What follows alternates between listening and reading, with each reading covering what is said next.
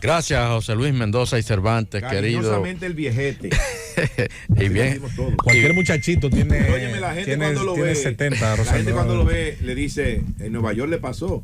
Dije, ¿y por qué usted le dicen el viejete si usted se ve tan Tú bien? un hombre que tú ves acá, camina derechito. Un hombre que, pero ven acá, eso solamente para reducirlo. Por Un joven Él con, sabe que yo lo hago de cariño. un joven con mucha experiencia. Rosendo Tavares recibe con mucho agrado ese calificativo de mis compañeros.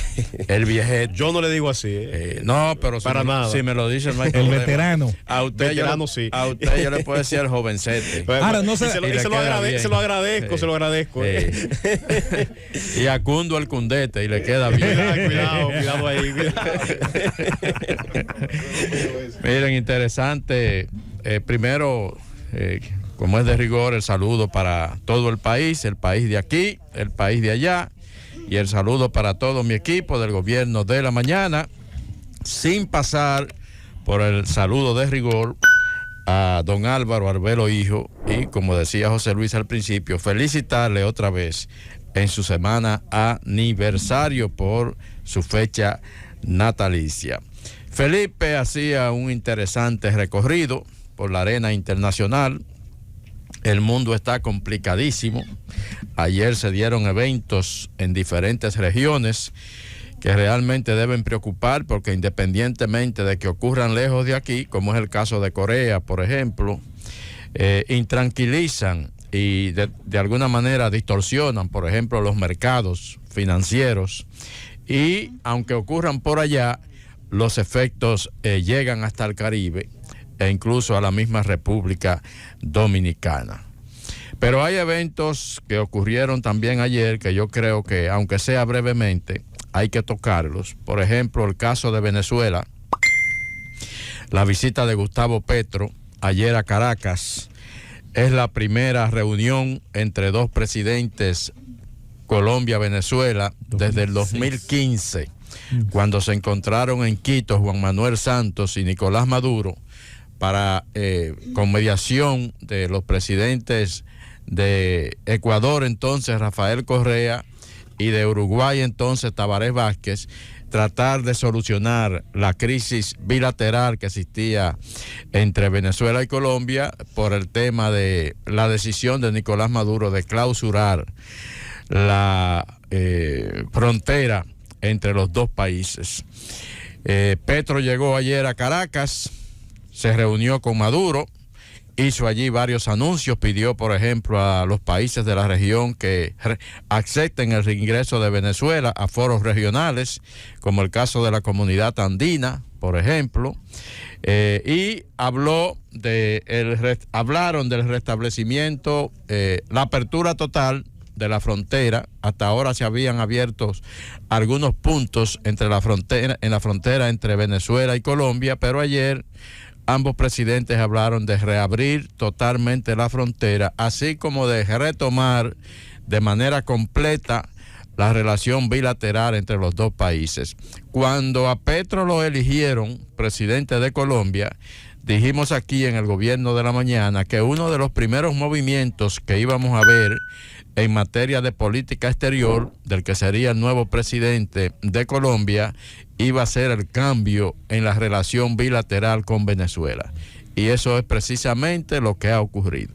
La primera salida de Petro al exterior es a Venezuela y retoma las relaciones, aunque eso tiene que oficializarse ahora, pero ya se retoma definitivamente todo lo que es la relación bilateral, aunque hay que decir que ya de hecho se restablecieron las relaciones diplomáticas que se rompieron cuando Iván Duque y Nicolás Maduro llegaron a un nivel de confrontación que prácticamente pararon en enemigos personales. Iván Duque, cuando dejó la presidencia de Colombia recientemente, dijo que lo hacía con un solo dolor, y fue no haber logrado que Nicolás Maduro fuera sacado de la presidencia de Venezuela.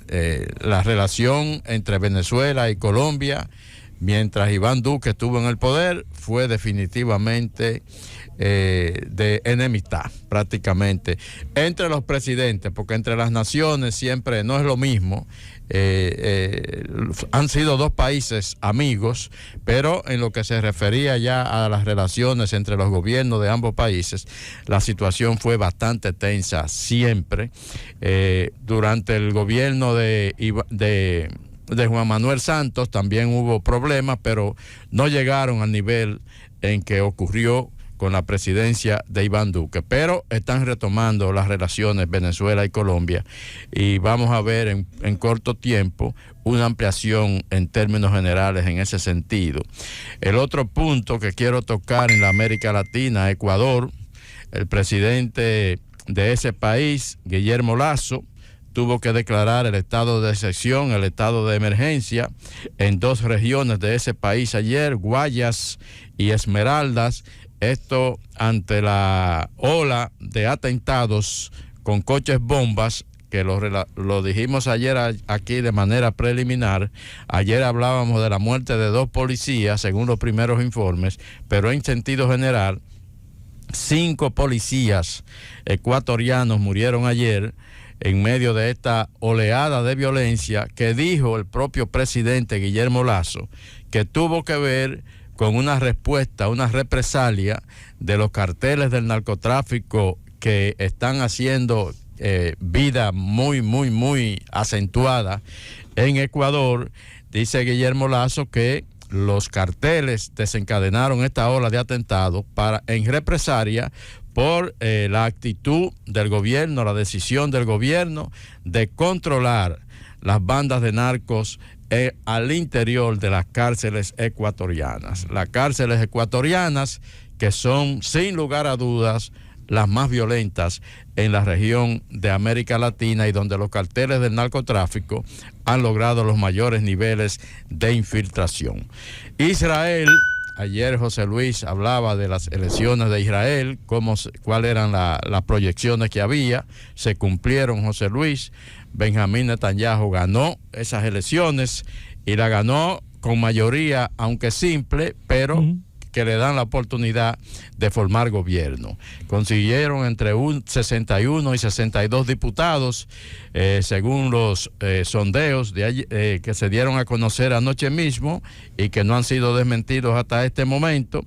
61 o 62 diputados que le dan la posibilidad de formar gobierno. Claro, lo logró con la alianza que logró materializar con todos los sectores de la derecha y de la ultraderecha israelíes. Así que volverá al poder. Alguna gente creyó que no sería posible, pero vuelve al poder Benjamín Netanyahu en Israel. Y hay que definitivamente hablar de Brasil, sin antes dejar de mencionar que es una noticia que está saliendo en estos minutos, calientita de esta mañana. En Estados Unidos, la Reserva Federal se apresta en las próximas horas, hoy mismo probablemente, a anunciar un nuevo aumento de 0.75% en la tasa de interés, y cuando allá le aumentan el 0.75%, usted puede esperar el aumento de la tasa de interés también aquí en la República Dominicana. Nos adelantamos y la subimos antes de ayer, 25 puntos más. Bueno, pues, y eso fue sin el anuncio de hoy. Exacto. Esto es nuevo. Así es. Otro 0.75 para llegar al 3.75%, la más alta, desde el 4% a que llegó la tasa de interés en Estados Unidos cuando la crisis del 2008. Esa es la lucha contra la inflación en las economías occidentales. Claro, dicen, y mira que hay una situación política ahora mismo en Estados Unidos que esta subida no es favorable. Pero estamos a una semana de las elecciones. Estamos a una semana de las elecciones, pero dice un especialista del Banco Mundial que Jerome Powell, el presidente de la Reserva Federal, ha resistido, dice él, que muy adecuadamente las presiones políticas para que aguante eso por un tiempecito, porque Jerome Powell es el que tiene la responsabilidad de que no se siga disparando la inflación en los Estados Unidos. El caso de Brasil, Jair Bolsonaro finalmente dio la cara ayer, habló durante 2 minutos. En esos 2 minutos nadie puede intuir que él aceptó su derrota. Y así lo dicen incluso los principales reportes de prensa. Sí dijo que va a cumplir con el mandato constitucional, y lo que dice la Constitución es que una vez dado el veredicto electoral y ratificado por los tribunales electorales de ese país, por los organismos electorales que rigen las elecciones, pues lo que tiene que hacer el presidente en funciones es darle marcha al proceso de transición.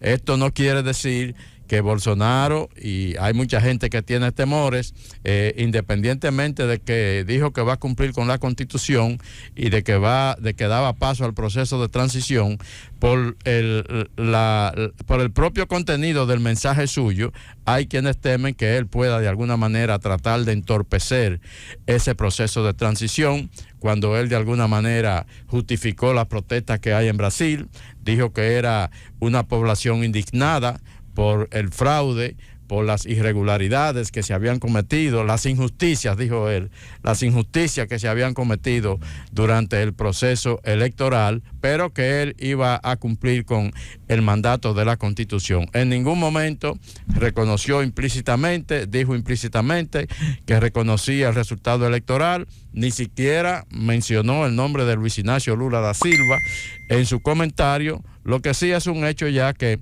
el proceso de transición se va a iniciar en lo inmediato.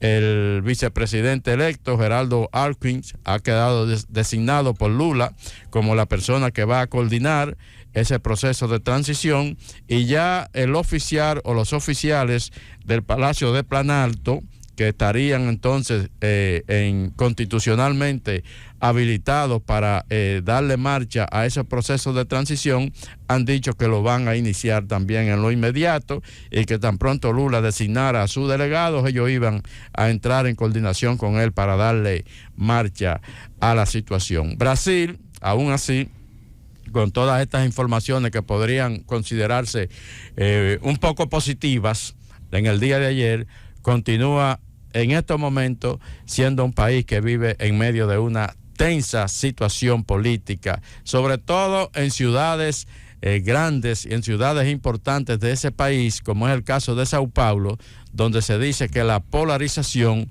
se puede oler en las calles. ¡Llévatelo, Cundo!